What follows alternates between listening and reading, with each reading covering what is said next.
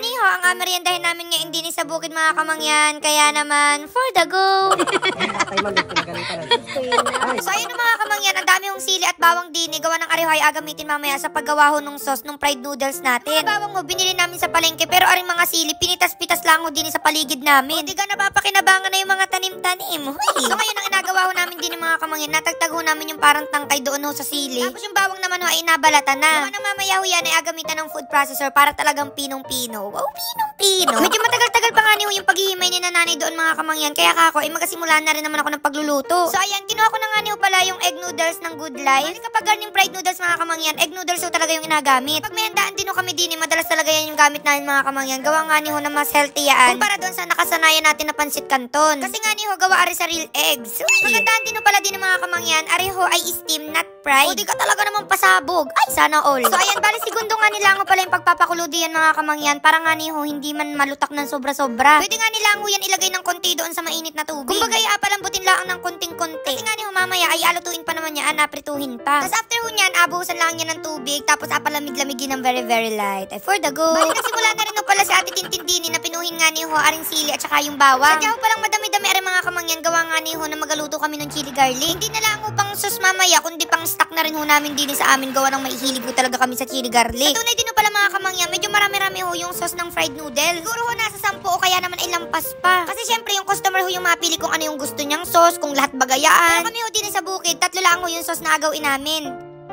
Teriyaki sauce at saka ho yung chili garlic. Gawa na kapag ginawa namin arang pagkarami-raming sauce, ay baka naman kami abutin na ng bukas dini. Aray So ayan, bali naglagay na nga niyo pala ako dini ng tubig. Tapos aring sili, yung bawang, tapos arihong asukal na puti, konti hong suka, tapos arihong ketchup at saka ho asin. Bali aring nga niyo pala yung sweet chili sauce mga kamangyan. At depende naman ho sa inyo kung gaano kadaming sili yung gusto niyo hong ilagay. Kung medyo nakulo-kulo na nga niyo aring mga kamangyan, naglagay na rin ho kami ng cornstarch na tinunaw sa tubig. Para ho syempre ay medyo malapot-lapot. Wow, malapot-lapot. At after nga niyo ng mga kamangyan ay nga ni ho at nilipat na din sa isang lagayan para makapagluto na ulit ng iba pang sauce. Ang sunod naman ho ay aring teriyaki sauce. Ayan ho, naglagay lang ako din ng toyo, konting suka, brown sugar, saka ho aring bawang. Tapos sinalo-halo ko lang ho. Saka ko na ho nilagay aring sesame oil ng Good Life para sa additional flavor and aroma. At gaya ho nung kanina mga kamangyan, nung kumulo-kulo na nga ni ho are, ay dinaglagay na rin ho ako ng cornstarch na tinunaw sa tubig para ho are ay lumapot-lapot na rin. At after nga ni ho nun mga kamangyan ay dayan nga ni ho at nilipat na rin din sa isang lagayan. Tapos din nga ni ho sa isang tabi mga kamangyan, aring nga ni ho at nagaintindi naman si Kuya Umpong. Nga yung mga siomay na steam. Meron hong steam, tapos meron din hong prito. Yan kasi alagay din doon sa pinakang ibabaw noong fried noodles natin mamaya. O diga, apakaraming lahok.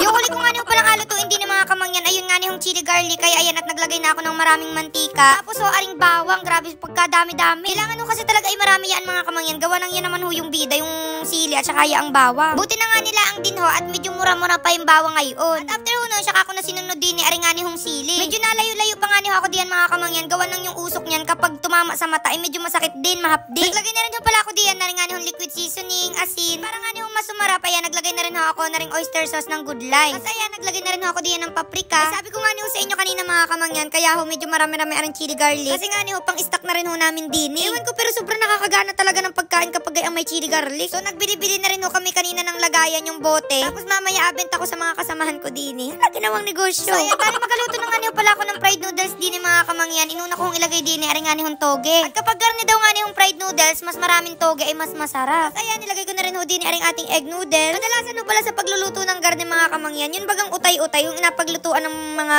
sa burger. Yung lapad ho na parang kawali. Siyempre wala naman kami nung din sa bukid, kaya kako, dinin na lang namin sa tulyase alutuin para naman maiba-iba. Pwede din naman yung utay-utay mga kamangyan, ang kaso nga nila ang ay sobrang dami kasi na rin. Kaya kako, pagsabay-sabayin na ho namin. Pero mamaya ho, mag-try din kami ng unti-unti lang para ho to sa inyo. Salamat! No, okay na nga ni ho, ay dayan at ilipat na ho din sa isang lagayan. Nag-try din ho pala kami magprito ng konti-konti lang ang mga kamangyan, pero parang parehas lang din naman ho. So, huwag na natin pahirapan pa yung mga sarili natin. Hala, grabe, napaka-arte. Kahit man okay naman na lahat mga kamangyan, ayan, tingnan nyo, feel na feel ko, meron pa kami lagayan diyan. Akala mo talaga nag-negosyo. Ayun kasi kadalasan yung mga yung mga inabili-bili. Nakalagay ho sa ganyan. So pagkalagay ho ng fried noodles mga kamangyan, andyan yung tatlong sauce, pwede nyo yung pagsamasamahin o konti lang yung gusto nyong ilagay. Tapos sa pinakang ibabaw nun, pwede kayong maglagay ng fried siomay, steam siomay, pritong itlog, may fried garlic, spring onion. Kung gusto nyo yung samahan ng lechon, okay lang. Hala, sana uli yamanin. So tinawag ko na nga sila diyan mga kamangyan, para kako, sila na yung magtimpla, sila na yung maglagay ng mga gusto nilang ilagay diyan. Kasi ako na yung nagluto, ako na yung naglagay ng noodles diyan sa lagayan. Sana naman may maiambag kayo. Hala, bakit naman ganun? So ayun, super na-excite nga niyo kami din ng mga kamangyan. At sabi nga ni nila, nakatikim na daw ako ng fried noodles. Pero hindi ko talaga matandaan. Pero yun yung sina kuya, di ka ho, taga Marikina yaan before. Doon sila nag-stay, gawa lang nandun yung trabaho nila. So sobrang busy, wala na halos time na magluto, mamalengke. Kapag may gusto silang kainin, nag-order na lang ho sila. Isa ho sa mga ina-order nila, yan nga ni hong fried noodles. Ay sabi nga ni nila, sakto daw yung pagluluto namin din. Gawa ng matagal-tagal na raw silang hindi nakakatikim ng garni. Gawa ng alam nyo naman, for good na sila dito sa Mindoro. Ay grabe, napaka-arte. Patunay din ng mga kamangyan, hindi din kami sobrang familiar din sa fried noodles. Ewan ko kung merong nagatinda ng fried noodles din sa amin, pero parang wala ho akong nakikita-kita. Madalas ho kasi natitikman lang namin dito mga higanting pusit. Hala, higanting pusit. Ay tama nga ni yung chismis mga kamangyan, apakasarap po ng fried noodles. Yung tipong kapag natikman mo, aaraw-arawin mo na. Ay, sana all. So ayun na mga kamangyan, mamili pa rin ako ng bibigyan ng gift. Basta i-follow nyo lang ang ating page at share ang video. Hanggang dito na lang nga yung ating video. Ito kayo magabenta pa ng fried noodles. Bye-bye, love you. Huy!